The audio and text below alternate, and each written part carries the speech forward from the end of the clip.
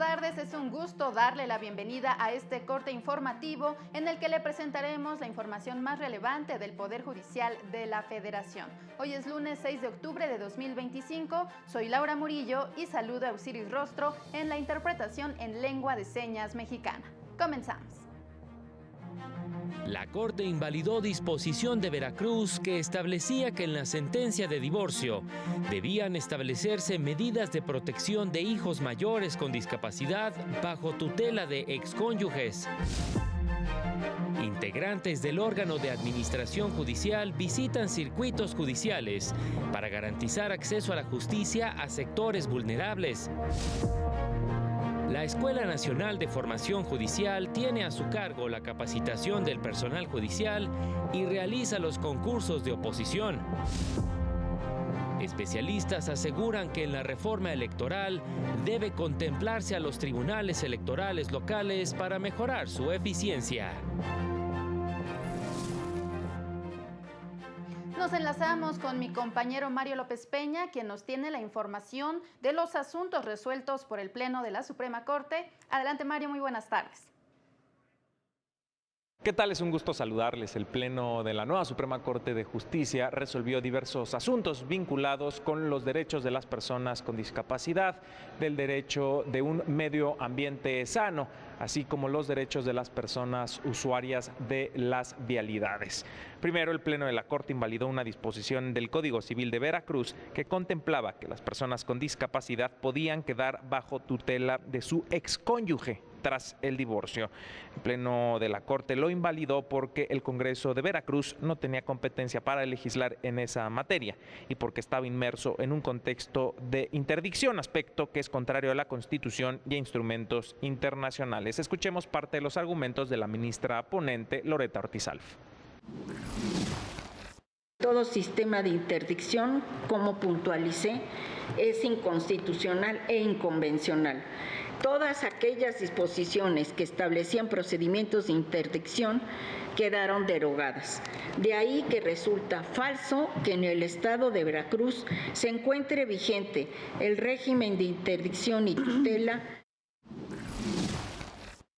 Al resolver otra acción de inconstitucionalidad, el Pleno de la Corte declaró válido que la Ley de Movilidad y Seguridad Vial de Puebla imponga la obligación de las personas conductoras de tener un seguro de responsabilidad civil por daños a terceros, de la multa impuesta en caso de no tenerlo, así como la suspensión por un año de la licencia de conducir por dar positivo a una prueba de alcoholimetría. Por mayoría de votos, el Pleno de la Corte determinó que esta disposición no atenta contra el libre tránsito ni contra la libertad contractual, además de que la multa no viola el derecho a la seguridad jurídica. Escuchemos ahora parte de los argumentos de la ministra ponente en este asunto, Lenia Batres Guadarrama. Se trata de un requisito aplicable a este medio de transporte en específico, no a la persona que ejerce el derecho a la movilidad, ya que los preceptos que se impugnan brindan certeza respecto de la conducta que se sanciona. Finalmente, al resolver una controversia constitucional, el Pleno declaró válido el artículo 334 del Código Urbano de Aguascalientes, que impone una limitante de hasta el 25% para que los municipios de ese estado puedan sustituir el área o superficie de donación que realicen fraccionadores para equipamiento urbano, infraestructura u obras de impacto significativo de carácter público. El Pleno lo declaró válido en atención a la protección del derecho al medio ambiente sano. Es pues parte de lo resuelto por el Pleno de la Suprema Corte en esta sesión pública de lunes. Mario, te agradezco tu reporte y muy buenas tardes. Y en más noticias, la nueva Suprema Corte ha garantizado que las leyes nacionales de combate a la tortura y de protección a los derechos humanos se apliquen de manera uniforme en todo el país, lo que implica que se interpreten de la misma manera sin posibilidad de que los congresos locales puedan limitarlas. Por estas razones, invalidó una disposición de la Ley contra la Tortura del Estado de Tamaulipas que preveía la aplicación supletoria de la Ley General en la materia como complemento de la ley estatal en caso de vacíos legales. El Pleno determinó que los congresos locales no están facultados para emitir este tipo de medidas, pues ello es facultad exclusiva del Congreso de la Unión. Con esta decisión, la nueva Suprema Corte protege a las víctimas de desaparición y a toda la población en general frente a la tortura, asegurando que los mismos estándares de protección se apliquen en todo el país para investigar y sancionar posibles actos de tortura. Por las mismas razones, también invalidó disposiciones de la Ley de Desaparición de Personas del Estado de Aguascalientes.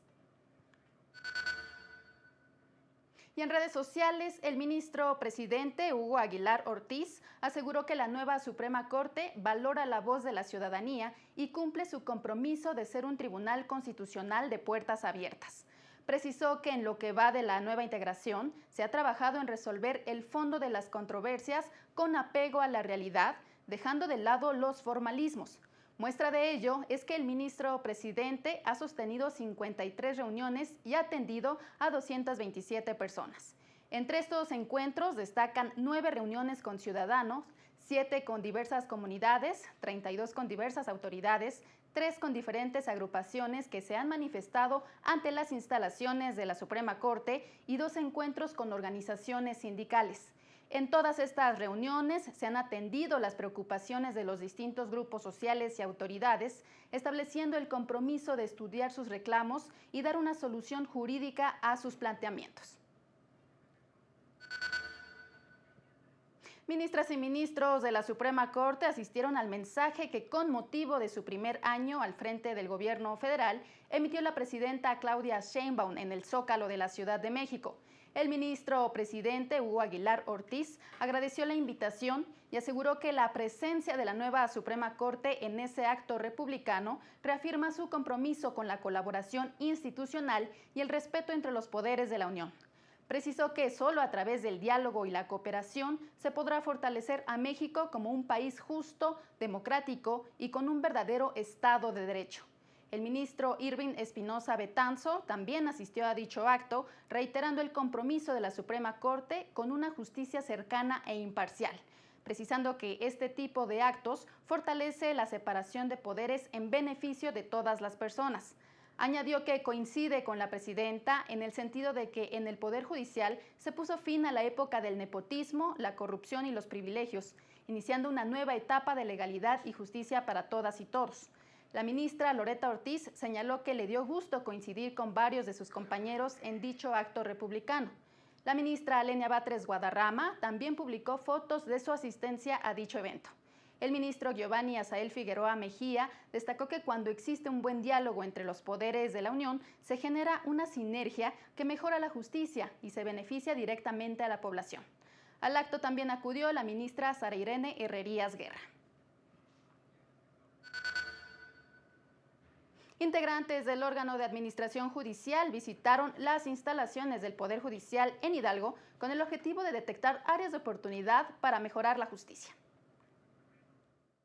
Con el fin de mantener un diálogo directo con personas juzgadoras y asegurar que el servicio de justicia federal sea accesible, oportuno y cercano a la ciudadanía, el presidente del órgano de administración judicial, Néstor Vargas Solano, en compañía de la integrante de dicho órgano, Catalina Ramírez Hernández, visitaron las instalaciones del Poder Judicial en Hidalgo. Durante el encuentro, escucharon la problemática que enfrentan las personas juzgadoras en dicho circuito judicial y las áreas de oportunidad que se presentan para mejorar la impartición de justicia en la entidad. Acompañados de personas juzgadoras, recorrieron las diversas instalaciones, acto en el que se comprometieron a mantener reuniones semanales con los 32 circuitos, con el fin de dotarlos de las herramientas necesarias para el adecuado desempeño de sus funciones, en el marco de la política de austeridad y eficiencia que impulsa el nuevo Poder Judicial. Previamente, también se reunieron con juzgadores de la Ciudad de México y área metropolitana, y de manera virtual con juzgadores de todo el país, acto en el que el presidente del órgano de administración judicial se comprometió a proveer los recursos materiales y administrativos necesarios para dar viabilidad a la nueva justicia federal, Reiteró que la reforma constitucional del Poder Judicial coloca en el centro la democratización del acceso a la justicia, en particular para los sectores históricamente excluidos. Con información de José Luis Guerra García para el canal del Poder Judicial de la Federación. Y en más información, la Escuela Nacional de Formación Judicial, instancia auxiliar del órgano de administración judicial, ofrece servicios bibliotecarios a través de 4 bibliotecas. Los centros bibliotecarios son Felipe Tena Ramírez, Salvador Urbina Frías, Ignacio Ramírez Calzada y José Castro Estrada. Además, dispone de acervos regionales que están disponibles para el público en general. La Escuela Nacional de Formación Judicial también cuenta con una biblioteca digital en donde se pueden consultar libros, revistas y tesis de grado en formato electrónico. También cuenta con recursos digitales como las plataformas Tirán Prime y El Libro, con un acervo de más de 130,000 títulos internacionales. Dicho centro educativo también ofrece cursos de capacitación y actualización para el personal del Poder Judicial de la Federación, así como para el personal de los poderes judiciales locales, fiscalías, instituciones de seguridad pública, defensorías públicas y organismos defensores de derechos humanos. Asimismo, tiene a su cargo la implementación de los procesos de formación, capacitación, evaluación, certificación y actualización del personal del Poder Judicial. Además, lleva a cabo los concursos de oposición para acceder a las distintas categorías de la carrera judicial en términos de las disposiciones aplicables. Vamos a una pausa y continuamos con más información. Al regresar, capacitan a personal de la Defensoría Pública Federal en materia de derechos humanos y perspectiva de género.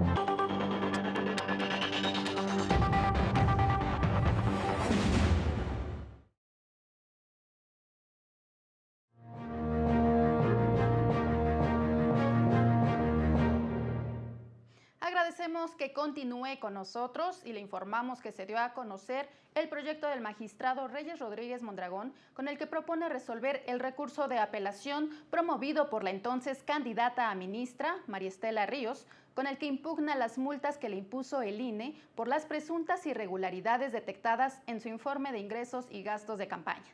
La promovente pide que se revoque la multa por 4,978 pesos con 16 centavos que le fue impuesta por presentar documentos de comprobación y reportar eventos de campaña de manera extemporánea, además de omitir la entrega de documentos y utilizar una cuenta a su nombre exclusivamente para el manejo de sus gastos de campaña.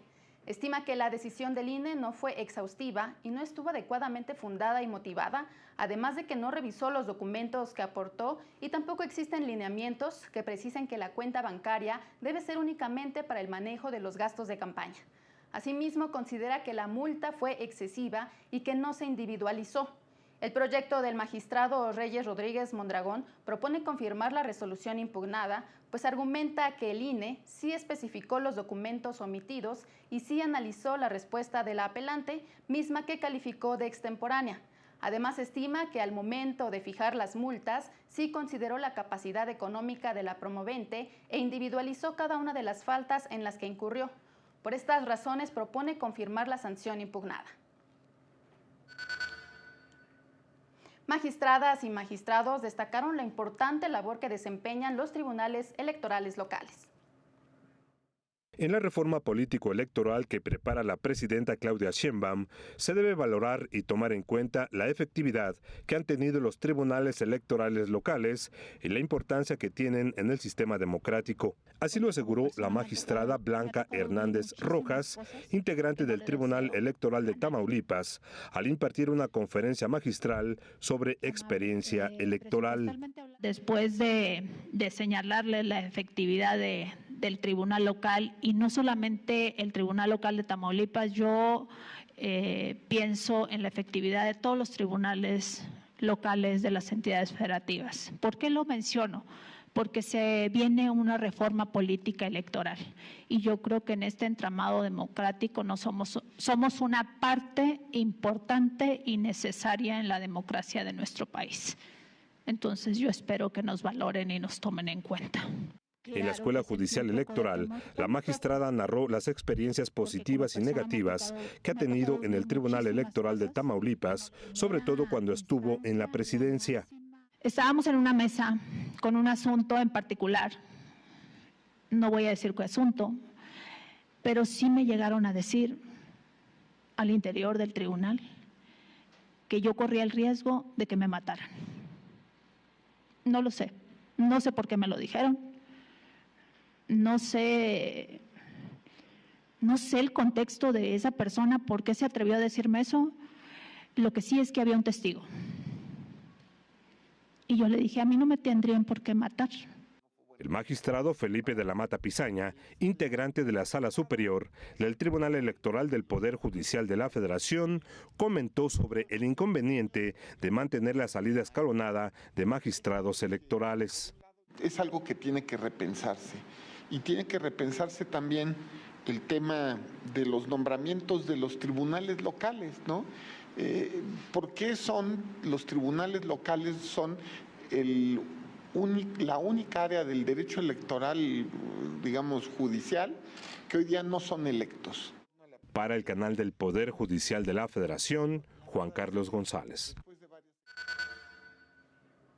Y de acuerdo con el investigador de la Escuela Judicial Electoral, Juan Abelardo Hernández Franco, la visión de la democracia en el mundo contemporáneo se comienza a manifestar de una forma inédita. En el blog Axis del Tribunal Electoral señaló que las y los candidatos de un partido político pueden tener presencia y facultad de expresarse delante de millones de personas simultáneamente gracias a las nuevas tecnologías. A su vez, los millones de personas que siguen sus actividades no tendrán que afiliarse a su partido para manifestar simpatía ideológica. Bastará un like o un icono de aprobación. Esta velocidad y precisión inmediata de información es inestable y efímera, ya que puede cambiar en un instante sin necesidad de mantener un compromiso político. Ante esta realidad, indicó, cabe preguntarse si la lógica de la existencia de los partidos políticos que nacen en la modernidad tiene cabida o posibilidad de mantenerse como tal en un mundo contemporáneo digital.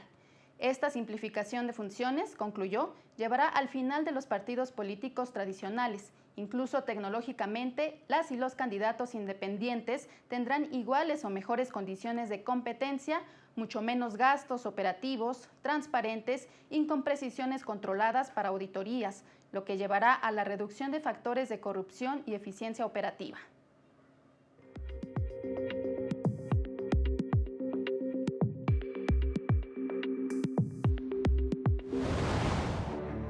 Se realizó la entrega-recepción de los asuntos de vigilancia y disciplina del extinto Consejo de la Judicatura al Tribunal de Disciplina Judicial de San Luis Potosí, con lo que se dio cumplimiento en tiempo y forma a los procedimientos normativos de transición en la nueva estructura del Poder Judicial Estatal.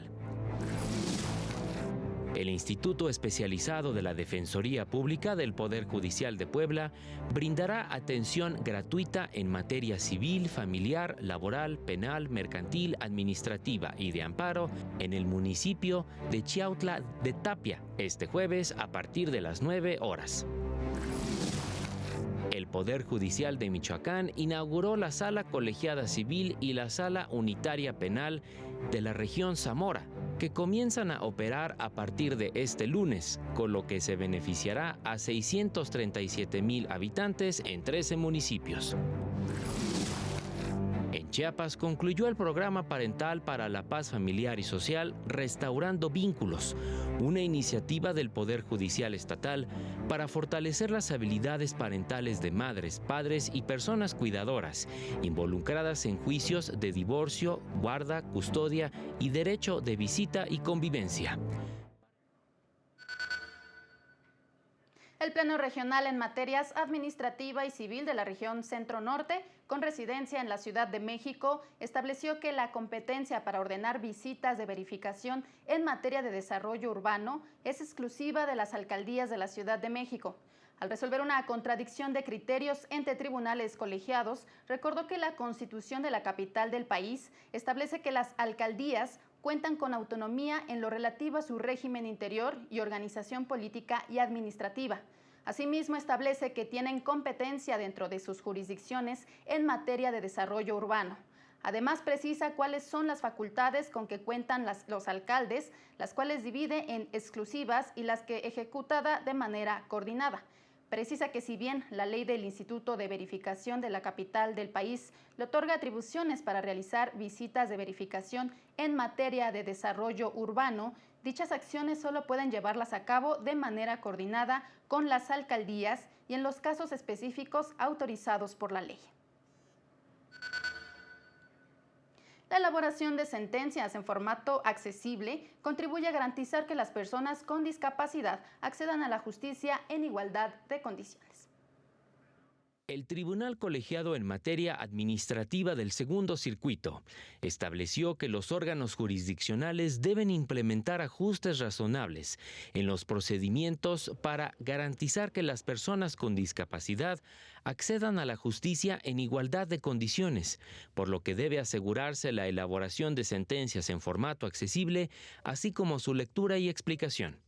Pues, de acuerdo con el artículo 13 de la Convención sobre los Derechos de las Personas con Discapacidad, los estados están obligados a realizar ajustes razonables al procedimiento con el fin de que puedan participar directa o indirectamente en el proceso, con lo que se busca que estén en igualdad de condiciones con el resto de las personas durante la tramitación del juicio para hacer valer sus derechos sin que su discapacidad sea una limitante.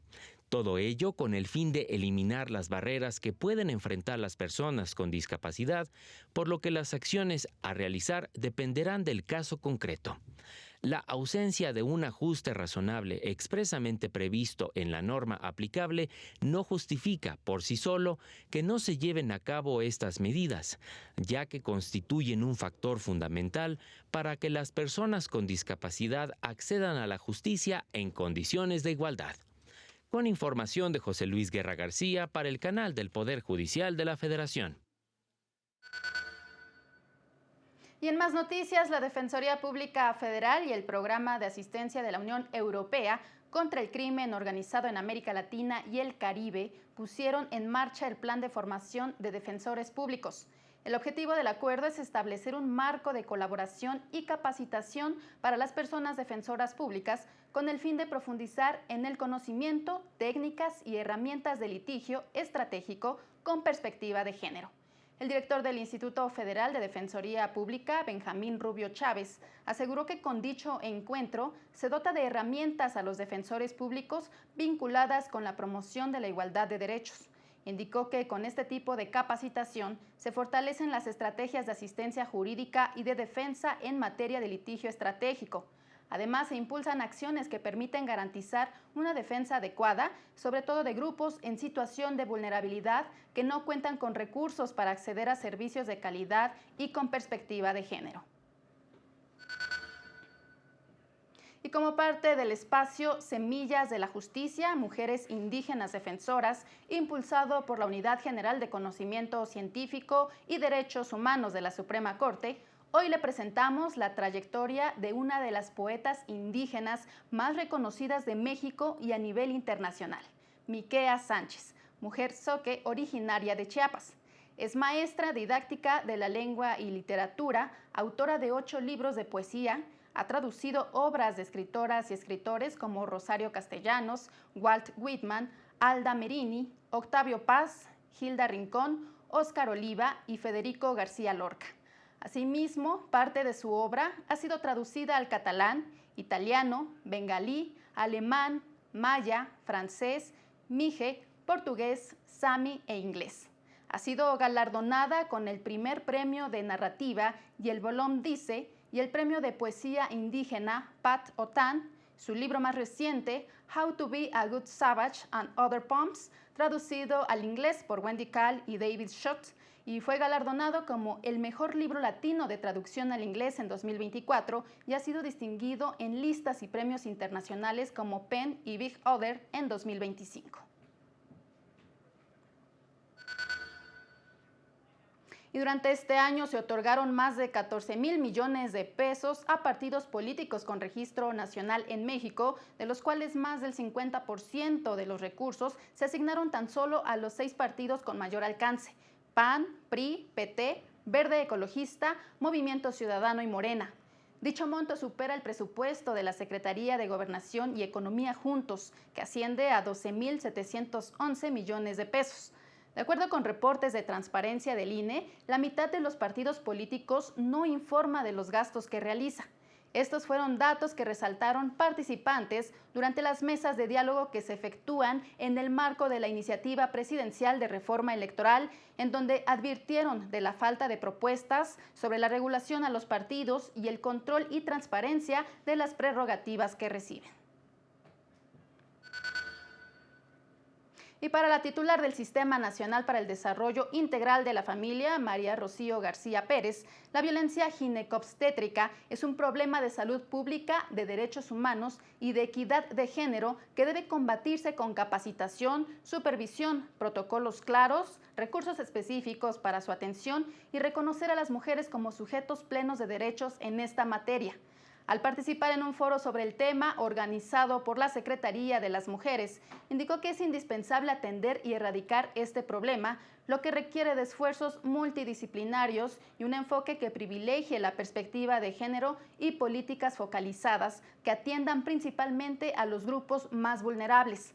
Este tipo de violencias son todas aquellas acciones o omisiones que se registran durante el embarazo, parto y la salud reproductiva que denigran, dañan, humillan y niegan todo derecho en la atención, violentando el derecho a la salud integral, a una atención de calidad, el derecho al consentimiento informado, a la no discriminación, al trato digno y de acceso a la justicia.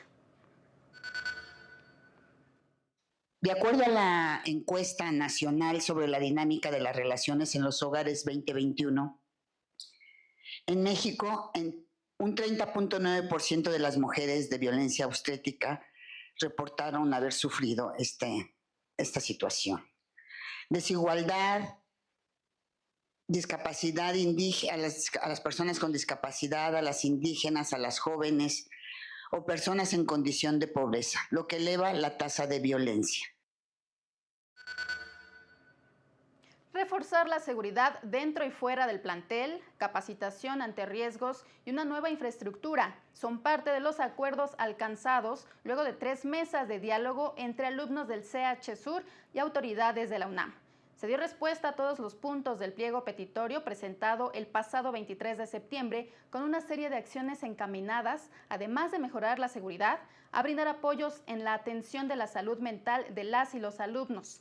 Se presentó un cronograma de actividades para realizar las acciones a implementar y se acordó realizar reuniones periódicas de seguimiento con la representación estudiantil. Estas iniciativas derivaron de los lamentables hechos ocurridos el pasado 22 de septiembre, donde un alumno atacó y quitó la vida a otro estudiante. En este contexto, este lunes fue desalojada la Facultad de Ciencias Políticas y Sociales de la UNAM ante una supuesta amenaza de artefacto explosivo, por lo que se implementó el respectivo protocolo de seguridad.